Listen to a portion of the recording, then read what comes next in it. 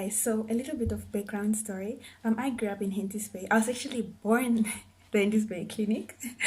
I was born there and then I also was raised there. I grew up with my grandparents, my grandmother and my grandfather.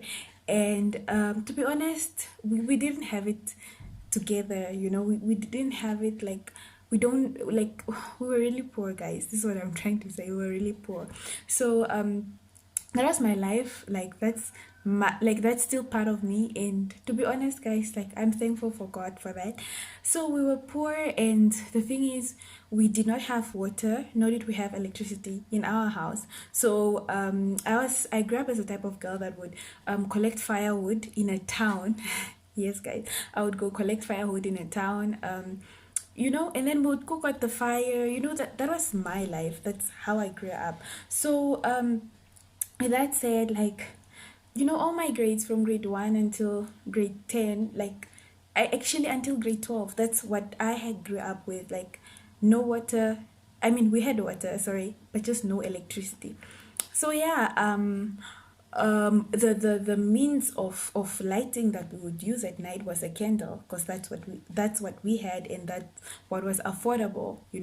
So we used candles to light our house, but usually we would only use a candle like to light the sitting room and then the eating area, and sometimes the kitchen, but not always, because we usually cook outside. We had a kitchen outside, and we were not allowed, like I wasn't allowed, my cousin and I were not allowed to take the candle to our room. So yeah, so what I used to do with studying was like I would I really like didn't I had chores, but then like I didn't have like a lot of chores. So what I would do is actually I had a, I had a lot of chores, guys. I don't know what I'm saying. But then yeah, I would have I would go to school in the morning, and then after class, like our school used to end at 1:30, right? And then after 1:30, that I would stay at school like until 4 o'clock. Yes, I would stay at school until 4 o'clock. From 1:30 to 2, I would help one of my teachers, like probably clean her class, or like clean the teacher's bathroom. Like I would just do things, little things, just to help her, and then I would stay in her class. And then the good thing is, like, she was so nice. She used to bring me lunch, so I didn't need to go back home. So she would bring lunch for me, like, so after that she gives me my meal, I eat, and then from there on straight on to studying. So I would study from, like, let's say 2:30 to 4 o'clock or so, and then after that I would go home. And then, like, since my grandfather was a fisherman and my grandmother used to work at the fishing factory, so I would always, like, there was always like fish to clean, guys, like I really didn't like it, but it was part of my chores, guys. It was literally to clean fish. So I would come back from school and then clean fish. I would start cleaning the fish and then, like, start preparing it, so that by the time my grandmother comes back from work, we've already started cooking, right? And clean the fish, prepare it, and then I would cook it. You get what I'm saying? And after that, then, like, we would eat. We usually used to eat early. We used to eat like at 5 to 6 there. That's when we would have our dinner, and then we would eat. After we are done eating, then then I would still have, like, let's say 30 minutes, like, to study, or like just to use the candle. And the thing is, I could only use the candle if my grandmother was there, because, like, we didn't want the house to burn down and everything. You know how parents are overprotective. So, like, I would sit there with my grandmother, and I would sit there with my books, and then I would read. I would study a few things. And then I did that, and my grandmother also used, all people used to sleep early, so I really didn't have a lot of time to study. So I would do that, and then I would go to bed. And then I had like a Torchman, those Nokia phones. I don't know, was it the 3310? Was the 3310 the big one? I don't know. But then there's like a small Nokia phone, and that's the one that I used. I got it from my cousin, like, who picked it up from somewhere, and then, like, later she picked up another one, or she was given another one, so she gave me that one. So I would use that one, and then I would sometimes use the flash, like, to read. But I don't know, I probably loved books by then. So yeah, that was literally my life. And then mind you, like, with that, like, God was still like, to be honest, like, I think God just blinded me because I couldn't see all these things until this other day, like, people were talking about the results and how well we did and stuff. To be honest, like, I was always that top student, like, at my school. I mean, yeah. I used to love books. So I was always like the top student at my school. And then this day, I remember we wrote a geography test and then a lot of us failed. Not a lot. Okay, I was not, I was obviously part of the people that passed. Like, I was the top performer in the test. And then so the what our geography teacher got so angry, I remember. And then he was like, yeah, you guys are not studying. And then even Rosalia was studying on a Kindle. She even did better. And then that's when I started to realize my situation, when he mentioned it. And then I think from there on, like, it became a thing, like, yeah, I studied from a Kindle, and that was true. But like, I just felt like, okay, cool, they exposed me, yeah. And then, like, after they exposed me, it's okay. Like, we continued, and then later I just saw, like, they that he brought me like a lamp, like a lamp, yeah, that uses batteries. And he was like, no, you should use this to study. And I was so grateful, guys. Like, I mean, it was my grade 10 nationals, it was going towards my grade 10 national exams. And like, the last thing that I needed was like more study time, or like some sort of lighting to help me. And mind you, like, the phone really, like, the battery didn't last because like I had to go charge it at my uncle's house every time. And it was really a distance. Then you have to go there, sit and wait for your phone to finish charging. And then, like, it just wasn't, like, it wasn't gonna work. So like, I used this lamp and then I studied with it. And then um and then, like, obviously at some point, like, during my exams, like, the battery is finished. And like, I had to go back to my candle life, like, yeah, I had to go back to my candle life. And to be honest, it worked out. Like, yeah, I passed. And then my results came back.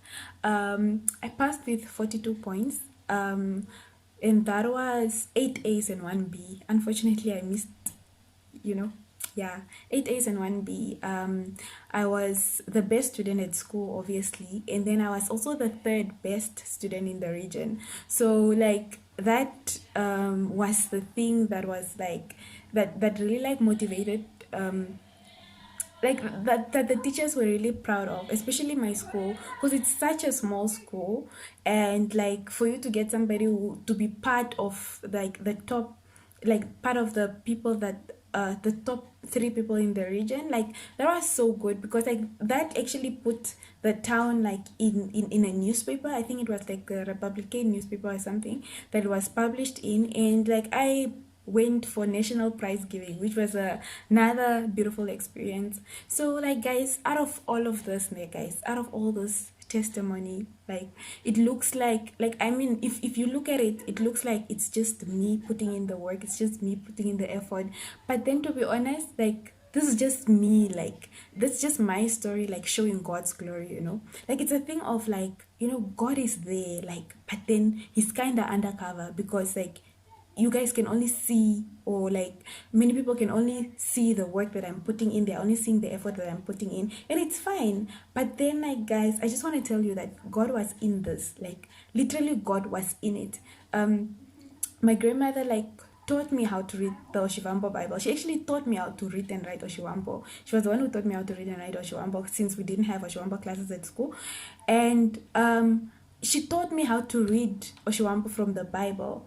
That's how she taught me. And it was really like that, and her always telling me, like, don't worry, like, God is there. Like, she always had that thing that the Lord is there. Like, she allowed us to go, like, she allowed us to have maximum exposure of God's glory, like, we were allowed to go to church. Like, we were actually forced, like, every day, every morning, my grandmother, or like the night before, my grandmother and my grandfather would be like, you guys need to go, like, to bed early, because tomorrow you have to go to church, like, that was installed in us. Like, we used to go to Sunday school.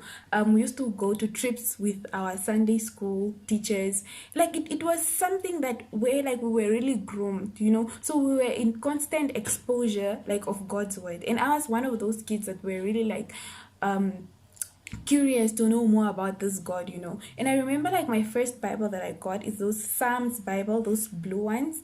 The Psalms and Proverbs Bible, I think, from Gideon's. Yes, that was my first Bible. And I used to really read that Bible. I remember one day when I was cleaning my room, I saw that Bible and it had so many like it was written in, man. And then I remember like, okay, cool, like this was my first Bible and it was so precious to me.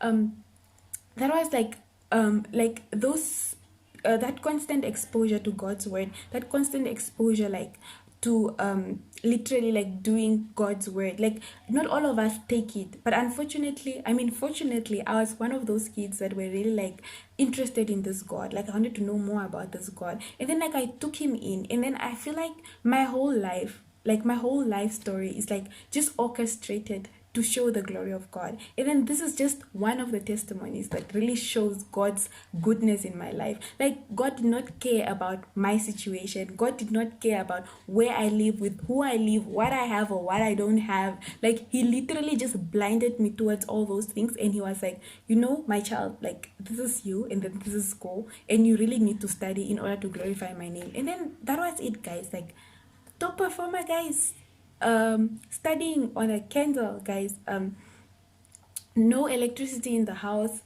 and had like loving grandparents. We were really like poor, but even though we were poor, guys, it was always a thing that God's provision was always there.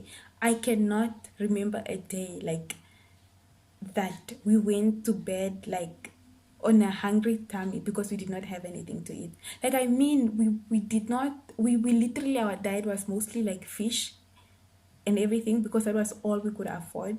But then like I'm still thankful for God, like for all those things, because I feel like that past, like my past, and like it makes me who I am. And it's the humility, it's like me seeing God work in situations where like I wouldn't expect him to work. That's one of the things that really like motivates me. It's one of the things that really like makes me want to know more about this God. It's one of the things that really just makes me so excited when I talk about God's word. So guys, that's my testimony. I'm sorry this video is a little bit long, but yeah, thank you so much guys if you're still watching till here. And then may God bless you. And then I just pray that one day you also have a testimony. Yeah, so see you guys.